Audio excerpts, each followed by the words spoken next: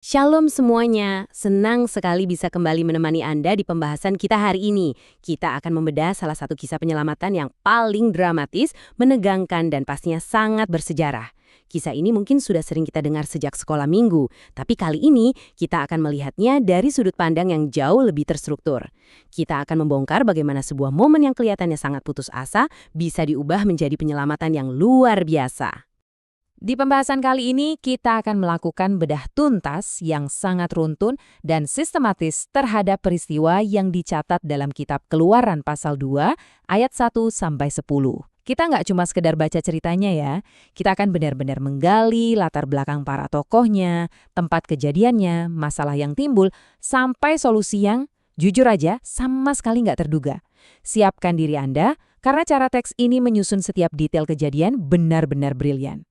Oke, supaya kita nggak kelewatan satu detail pun, ini dia alur pembahasan kita. Kita mulai dari latar belakang dan tokoh, lalu lokasi kejadian, krisisnya, solusi penyelamatan, dan ditutup dengan pelajaran dan relevansinya. Yuk, langsung kita mulai. Bagian pertama, latar belakang dan tokoh. Siapa saja sih para pemain kunci di kisah ini? Kalau kita lihat di Keluaran 2, teks ini memperkenalkan dua kubu tokoh yang sifat dan latar belakangnya sangat bertolak belakang. Di satu sisi, ada keluarga Ibrani biasa, seorang laki-laki dan perempuan dari suku Lewi. Mereka baru saja punya bayi laki-laki yang dicatat sebagai anak yang sangat tampan. Terus, ada juga kakak perempuannya yang sangat jeli dan berani. Nah, di sisi lain, dari dunia yang sangat berbeda, kita diperkenalkan dengan Putri Firaun, lengkap bersama dayang-dayangnya. Coba perhatikan kontrasnya. Benar-benar bumi dan langit kan? Di satu pihak kita melihat sebuah keluarga Ibrani yang tertindas, hidup dalam ketakutan yang luar biasa, dan terpaksa sembunyi-sembunyi cuma demi mempertahankan nyawa mereka. Sementara di pihak lain, ada sang Putri Firaun, seorang wanita dari kalangan elit yang punya kekayaan tak terbatas, kekuasaan absolut, dan pastinya keamanan tingkat tinggi. Dia bisa mandi dengan santai bersama para pelayannya. Perbedaan status sosial inilah yang bikin cerita penyelamatan ini terasa makin mustahil. Masuk ke bagian kedua, lokasi kejadian. Tepi Sungai Nil. Alkitab dengan sangat spesifik mencatat lokasinya. Di tengah-tengah tebrau atau alang-alang di tepi Sungai Nil. Nah, Sungai Nil ini adalah pusat kehidupan di Mesir. Tapi, buat bayi Ibrani, sungai ini justru melambangkan ancaman maut. Dan di antara alang-alang inilah, dua dunia yang sangat berbeda tadi akhirnya bertabrakan. Di titik inilah petisi bayi disembunyikan, dan kebetulan, yang pastinya bukan kebetulan, di titik ini juga Putri Firaun datang untuk mandi. Bagian ketiga, krisis yang terjadi. Momen di mana mereka sudah tidak bisa sembunyi lagi. Ketegangan di cerita ini naik dengan sangat cepat. Bayangkan saja, insting sang ibu pasti mendorongnya untuk melindungi bayinya bagaimanapun caranya. Ia berhasil menyembunyikan bayi itu selama 3 bulan penuh. 3 bulan hidup dalam stres dan ketakutan setiap kali bayinya menangis. Tapi, sampailah mereka di titik puncak. Bayinya makin besar dan sudah nggak mungkin lagi disembunyikan. Situasinya sudah benar-benar kritis. Mereka butuh solusi saat itu juga. Jadi, apa rencana mereka? Sebuah upaya terakhir yang penuh keputusasaan. Sang ibu mengambil sebuah peti pandan, mengolesinya dengan gala-gala dan bilet tanah supaya kedap air. Bisa dibilang, ia membuat sebuah perahu penyelamat versi miniatur. Bayi itu diletakkan di dalamnya lalu ditaruh di tengah tebrau tepi sungai. Sementara itu, kakak perempuan si bayi nggak lari ketakutan, ia justru berdiri mengawasi dari kejauhan. Ini adalah skenario yang mendebarkan sekaligus luar biasa berani. Perhatikan urutan waktu kejadiannya. Mulai dari bayi itu lahir, disembunyikan 3 bulan, diletakkan di Sungai Nil, ditemukan sang putri, kemudian disusui oleh ibu kandungnya sendiri, sampai akhirnya resmi diadopsi. Rangkaian peristiwanya berjalan dengan sangat cepat dan presisi.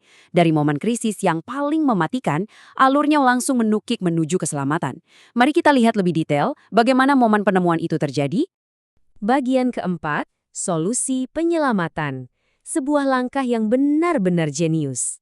Adegan penemuannya sangat dramatis. Saat Putri Firaun sedang menyusuri sungai, matanya menangkap sebuah peti di tengah alang-alang. Ia menyuruh dayangnya mengambil peti itu. Begitu dibuka, ia melihat seorang bayi laki-laki yang sedang menangis. Dan disinilah keajaiban terjadi. Hati sang putri tersentuh. Alkitab mencatat, belas kasihanlah ia kepadanya. Padahal ia tahu persis itu adalah bayi Ibrani.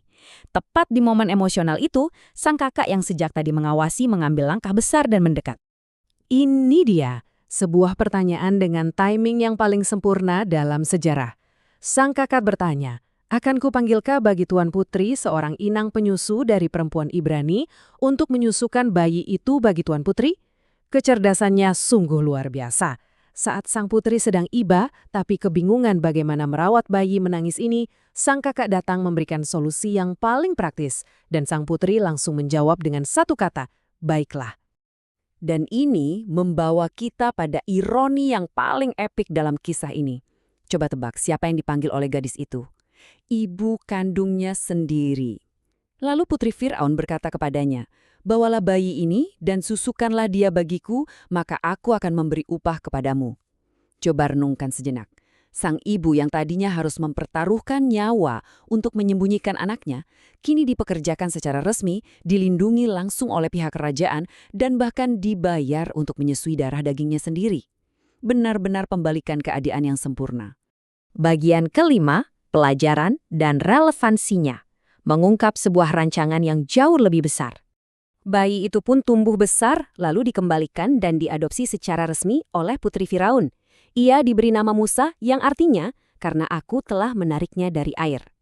Nah, penyelamatan dari air ini bukanlah hal yang kebetulan. Ini mengingatkan kita pada pemeliharaan Tuhan di kitab sebelumnya, Kejadian, saat Nuh diselamatkan dari air bah. Bahkan, ini adalah bukti nyata janji Tuhan kepada Abraham bahwa keturunannya akan terus dipelihara. Kisah ini juga menunjuk pada peristiwa di masa depan dalam Perjanjian Lama, yaitu saat Musa membelah Laut Merah untuk menyelamatkan bangsa Israel. Menariknya, nama Tuhan memang tidak ditulis secara eksplisit dalam 10 ayat ini, tapi peran dan tangannya yang tak terlihat sangat jelas mengatur setiap detail peristiwa. Terus, apa hubungannya dengan kitab Perjanjian Baru? Hubungannya sangat erat dengan Tuhan Yesus Kristus. Sama seperti bayi Musa yang diselamatkan dari perintah genosida Raja Mesir yang kejam untuk kelak menjadi pembebas bangsa Israel, berabad-abad kemudian, bayi Yesus juga dilindungi dari pembantaian tragis oleh Raja Herodes. Keduanya diselamatkan untuk menjadi seorang pembebas. Bedanya, Yesus datang sebagai pembebas sejati bagi seluruh umat manusia dari dosa dan maut. Dari semua pembahasan ini, ada satu pelajaran yang sangat relevan untuk kita sekarang. Coba tanyakan pada diri Anda, bagaimana mungkin tangan Tuhan yang tak terlihat sedang bekerja dan merangkai kejadian-kejadian berat atau momen-momen buntu dalam hidup Anda saat ini? Sama seperti Ibu Musa yang melepaskan keranjangnya ke sungai tanpa tahu akhir ceritanya, kita juga sering nggak bisa melihat gambaran besarnya. Tapi kisah ini mengingatkan kita selalu ada rancangan agung dan indah di balik layar kehidupan kita. Ikuti, komen, dan share video ini agar semakin banyak orang yang terberkati. Ikuti terus video SPJ_Alkitab. Tuhan Yesus memberkati.